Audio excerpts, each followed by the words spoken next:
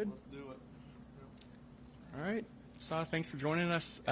Second time playing this tournament. Can you talk a little bit about the course? Just got off your 9-hole Pro-Am. Yeah. Actually, yesterday the Pro-Am got canceled because the winds were so high. So I was going to go play 9 right before the Pro-Am, but didn't end up doing it. So I played 18 today. Nice calmer day for sure.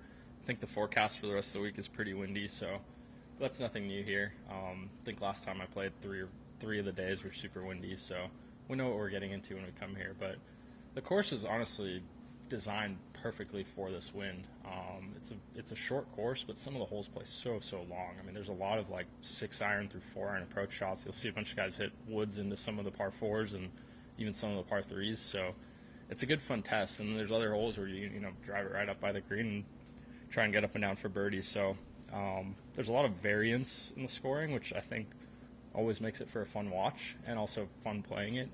If you can play well, you can shoot a low number, but if you're not on your game and not on top of it, you can easily shoot a pretty high number. So super fun course, and this is probably the best condition I've seen it. And a lot of guys kind of show that sentiment this week about the course. A couple top 30s in your last 2 starts entering this week. How do you feel about your game? Do you think you're kind of trending upward? Yeah, I think I finally feel like 100%, and I've been 100% for a few months, but I haven't gotten my speed back, and it's something that a lot of guys just told me I just got to stay patient about it. I mean, I feel great. I'm moving well in the gym, maybe stronger than ever, but just the golf speed just took a really long time to come back, and it's finally back. I think these last 2 weeks after Utah, even Utah and Japan, I drove it great and played like I felt like I should have played. So it's just good to be back, and that's what I'm using this week and next week as just this runway to kind of start the next season. Get a few more reps in. I've just felt like my season's been so broken up through a couple injuries, but yeah, game honestly feels great. If I could just roll in a few putts, that really cost me the last few weeks, but I'm just excited to compete again this week, especially back here. You had the oblique and neck injuries early in the year. You said you feel 100% back. Yeah. When did you feel 100% back, and I guess how much of a relief or confidence boost was that? I missed quite a few events. I mean, I missed 2 majors and probably at least 2 or 3 signature events, so that was a bummer. And I kind of rushed back a little bit at the Open just because I didn't want to miss a 3rd major of the year, and I was not. I was healthy, but I just didn't play any golf. I was just in the gym, so thought maybe if I could do something special, but in hindsight, I mean, whatever. I got the clearance. I wasn't going to re-injure myself there, but I'd say I was 100% in Napa. It was probably the first time. So it's been 2 months now. I felt great. Just a lot of work with my team outside of the tournaments, which has been super fun, honestly, and just feel like I'm kind of due for a fresh start next season, which is fun. I got to play my way into everything, to the majors, to the signature events. I'm not in anything, so I'm excited for that challenge, and kind of the goal is to try and get into those signature events, and and to stay healthy. I have a good blueprint now. It was honestly my fault, so learned from that, and it was a bummer that I've been so healthy the last 5-6 years, and for my first one to be something that really affected the whole season was a bummer, but I'm pumped for next year to start. And then Thursday, Friday, you're grouped with Rafa and Michael Brennan. Yeah. Have you had a chance to meet Michael yet, and how familiar are you with his game? Yeah. So it's a good question. I played with Michael today in the morning. The first 9 holes I played with him and Hunter Wolcott, who both tore it up in Canada this year, and or PGA Tour Americas, I should say. And I have a really good buddy and teammate, Derek Kitchener, that played with Michael Brennan, I think 3 or 4 times in the final group in Canada this year. And unfortunately, Michael's got the best of him every time, but Derek got his Corn Ferry card too, and he's a baller. But he just said Michael's a different breed of golfer, and I got to see that in Utah, honestly. Like, I hit balls next to him, was putting next to him. He just looks like the prototypical new generation of golfer, where the guy's hitting at 185, 190 ball speed in his sleep, and so obviously he seemed like a super nice guy as well. Like, this was my first time really getting to spend some time with him, but his game's really impressive. His swing makes it looks so easy. It looks like he's not even trying to hit it hard, and you can see the control in his golf swing, and especially at a place like Utah where I think he had a historic strokes gain off the tee week, but it's kind of it's not just a bomb and gouge kind of golf course. You got to put it in places, and clearly he was able to do that with driver, which is super impressive. And he kind of ran away with the thing. So to do that, especially after coming off what he did in PGA Tour Americas with the 3 wins, I mean, he's going to be a special player for a long time. So, I think there's definitely a group of those guys, but I wouldn't be surprised to see him rattle off a bunch more wins. I think I'm excited to play with him the next couple days. And then Rafa, obviously, what a great story that was last year, and got to spend some time with him and his wife at Century this past year, and like the nicest people ever. So happy for him, and I'm excited to play with him too, and see how he kind of dissects the course. Obviously, being a past champ, he's doing a lot of things right out here. So I think it'll be a good grouping of hopefully some good vibes next couple of days. Do you see some similarities in their victories, given the unusual or unexpected circumstances? Yeah. To both. I think it's an interesting thing in sports. You see it all the time when someone's back is up against the wall, or you have a little bit of an extra chip on your shoulder. I feel like you always play a little bit better, and I think I'm not so sure about Michael. I think he's obviously had such a great summer and was probably expected to do good things, but I saw something after the week, got retweeted on social media, where it's like, oh, you should fade Michael Brennan this week because his 2 previous starts on tour were terrible, and like his Korn Ferry starts were kind of a mixed bag. But I'm like, the guy's playing the best golf out of maybe anyone right now. So, maybe, I don't know if he saw that. I might ask him, but I think when you're not expected to win, and you really need to do something special, there's something in there. It's something intangible for sure. And then obviously Rafa was in a rough spot, and the birth of his child. I don't even think he was going to play the event, so I think he ended up showing up Wednesday or something. It was something crazy, but there's just some things are just out of your hands, and a week like that last year for him is definitely super, super cool and super, super special. But like I said, there's some intangibles to it, and felt like the perspective word gets used a lot, but I'm sure with the birth of his daughter and a lot of other life things that I'm sure he's going on with, especially later on in his career, like he's just like, I need to step up and do it, and sure enough he did. And it seems like the great ones in any sport do that, so it was cool to see him do it, and I think it's breathed some new life into his career for sure. And I hope he's out here for another 10, 15 years or whatever he wants to be out here for. So definitely some similarities.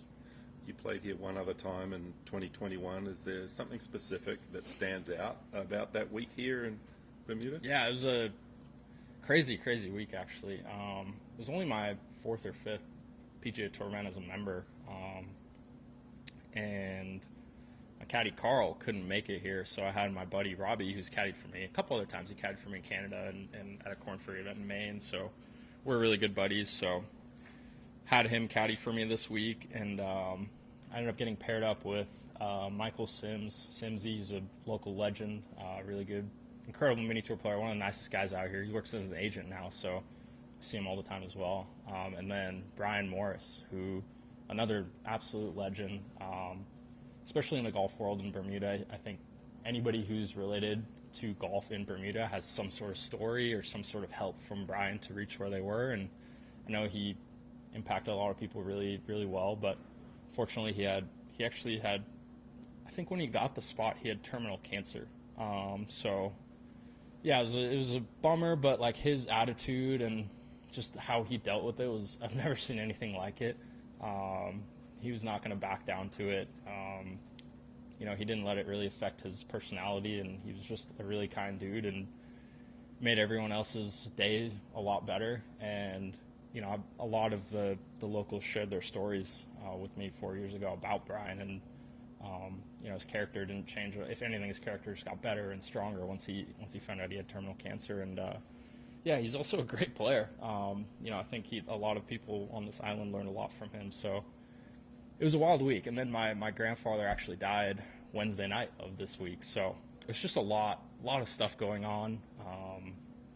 But I just took it kind of in stride. I was just happy to be here. Obviously, just got my tour card here with one of my best friends, and just tried to make Brian's last couple of rounds, competitive rounds, as cool as as cool as I could have. Half the island was out here supporting, and they were cheering for every one of my shots as well. So Yeah, I remember the first hole, he striped a little hybrid down there, hit it to 8 feet, and I was like, oh my God, this guy's going to do it. He ended up making par on the first hole, and definitely some other memorable shots. I don't know, he honestly played pretty well for how, obviously the cancer was affecting his stamina and his strength, but I think he put up a couple rounds in the 80s, and he ended up outliving his prognosis by, I think, like 2 years. It was something crazy. Like, the guy is just an absolute fighter, and again, he never let the cancer put him down. So it was a crazy special week. It's a week that I reminisce on a lot.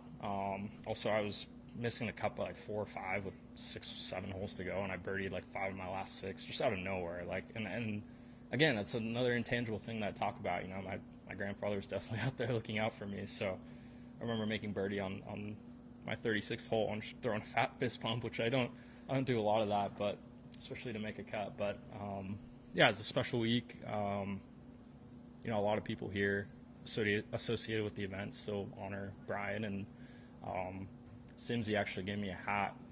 He has these 3 hearts. I think it's green, yellow, red. I forgot what order, but I wear the hat all the time, just as a reminder that just to be kind to people. That seemed to be Brian's big thing. So yeah, I think his wife's going to be here. But yeah, it's going to be, you know, he's the man, and to see all the guys that were here part of the tournament 4 years ago still talking about the positive impact he had is really cool. So it's a week I'm never going to forget. Everybody remembered my caddy's name, Robbie, from 4 years ago, which I thought was cool. I need to call him, and maybe next year I can bring him out here again. But yeah, special week, and just glad I could be back and hopefully play 4 days of good golf. One other question on that. You yourself, were you under any pressure when you were playing with Brian? I know there was a lot of pressure around with a lot of Bermudians Yeah. supporting him, obviously. But for you yourself, you acted, I know you are a professional golfer, but you were young into that part of your career. You acted so professionally, quote unquote, with Yeah. the way that you let him take his limelight. And I think that's what a lot of people will remember about what you did for him as well on that. Does that stand out to you? Yeah. You know, I got a lot of credit, but I just felt like I was thankful for the tournament for, you know, putting me in such a special moment and such a special place for not only Brian, but kind of everyone on the island that has gotten to know Brian and that he's impacted. So I know we had to talk with the rules official about, hey, if things get slowed down, like we'll try and speed it up. But I mean, I didn't really let that affect me at all. I just wanted to have a good time and make sure that Brian and Simsy had a great time, and I don't think anything was actually going to stop Brian from having a good time, no matter where he hit it, no matter how long he took, and he played fast. Give credit where credit's due. And I also got to give credit to OJ, his caddy. I mean, he kept things moving along as well. He stayed out of the way. I know he was nervous too, and you know. Well, I think it's a testament to you that you remember, obviously, your own caddy's name, but the fact Yeah. that you remember Brian and Michael so well, and you also attribute to OJ, who was caddying for Brian in that tournament. Any special moment that sticks out in your mind about Brian, a word that passed between the two of you, or something that will keep you remembering, other than the Yeah. red, yellow, and Yeah. and green hat? Well, it's he said some words that I can't repeat here, but one of the statements was it just made me laugh, and he was talking about, hey man, this was like early on in the time, like I didn't know how to bring up the cancer with him, like I didn't, but at some point I was just like, I'm just gonna talk about it. He seems so chill, so good about it, and he's like, man, how's it been? Like, how's everyone treating you? Like, what's your prognosis? And he's like, shit, Sahith, like, now that I have cancer, I can say whatever the F I want, and I can do whatever I want. I can ask for something, I get stuff. So, you know, in the darkest time of his life, and I'm sure all the close ones around him, you know, he's able to still shows humorous side, and you know, never took it for granted every day that he still had alive. So there was a lot of kind of moments like that out there. I mean, he hit he whiffed a few shots, and the first thing he would put his hand around me and just give me a hug. He's like, Sahith, F this game, man. It's the worst game ever. But he also said multiple times it's the best game ever, and that, you know, golf has saved his life pretty much. And you know, I think he attributes a lot of his kind of just relationships that he made through golf, and why he felt like he was so lucky in his life. One other question from us. Bermuda was early in your career. You Yeah, find yeah. yourself back here after a pretty rough season by standards yeah. through injury and so on.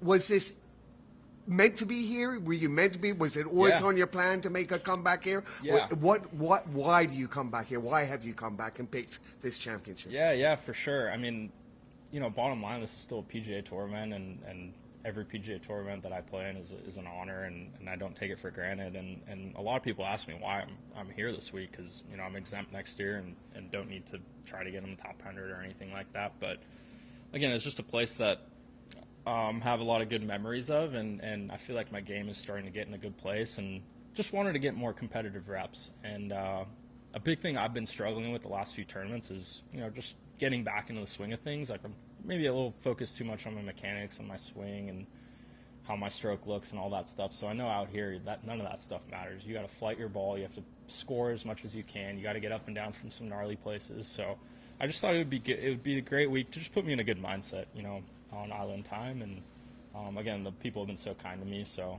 it's an event that, Javon's the man. So I always told him I'd be back. Don't worry about it. You don't have to convince me too hard. So glad to be here.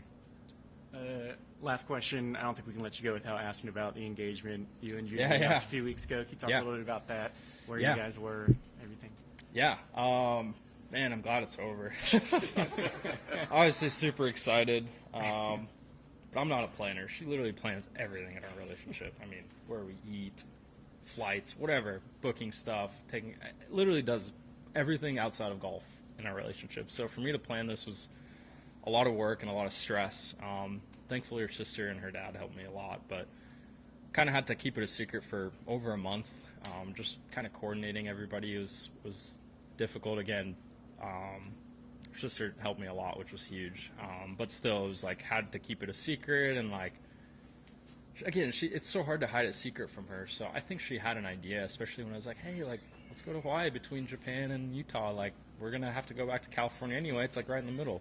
So I think she actually bought that. Like, I made sure to like not have her receive the emails when I booked our flights, and like when we tagged our bags in Japan, I was like don't look. I was like, we're going to Hawaii, but I'm not going to tell you what island. So she didn't know what island we were going to till we got to Honolulu and then connecting to Kauai. So it went great though. It went great. All her family was there. My parents were in India, so we FaceTimed them right after. But my brother came, and we had our closest people from both sides there, and it was a blast. But I'm glad I didn't lose the ring. Like just traveling in Japan with the ring was every day I was stressed. So I'm glad I didn't drop the ring in the ocean. I proposed on like a cliffside, and all I could think about was, oh my God, I'm gonna drop this ring in the ocean, and never find it again. So it honestly went well, and I don't know if she for sure knew or not. I think she had an idea, but she acted like she didn't. So I appreciate that a lot as well. And yeah, we had a great time. It worked out perfect. It honestly went better than I thought it would. So that's all I can ask for. Awesome. Congratulations. Have you guys set a date, or are you still working that out? Yeah, we're working on it. I think we're going to get a date this week, actually. She's meeting with a couple wedding planners tomorrow, sometime October next year or November. Probably in Hawaii again, but we'll see. Yeah, I think in Hawaii. So Perfect. Congrats. Thanks for the time. thank you. Thanks, guys.